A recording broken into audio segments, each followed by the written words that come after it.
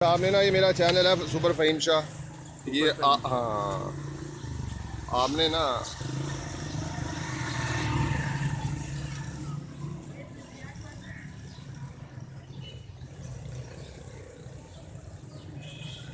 तो गाइस बात चल रही थी ऊँट की, जो कि इन्होंने ऊँट 3,20,000 का लिया हमारे अदनान भाईजान ने। तो गाइस आपने और कह रहे थे कि मंडी के अंदर रेट बहुत बहुत ज़्यादा हैं, 5-5 लाख रुपए का ऊँट फ़रोख्त हो रहा है। लेकिन इन्होंने बहुत ही मेहनत की है और इन्होंने कुर्बानी के लिए ऊँट को तलाश किया।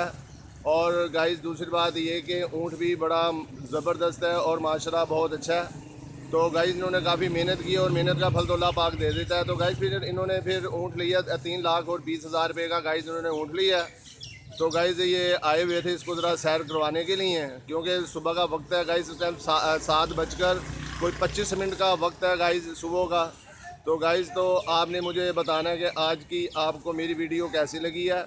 और गाइस सब्सक्राइब भी बनता है और लाइक भी बनता है। और गाइस आपने लाजमी मुझे कमेंट्स में बताना है कि आज की आपको मेरी ये वीडियो गाइस कैसे लगी।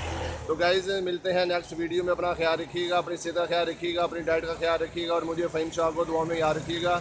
मैं हूं फ़हीम शाह और आप देख रहे हैं सुपर चैनल। तो गाइस मिलते हैं नेक्स्ट वीडियो में।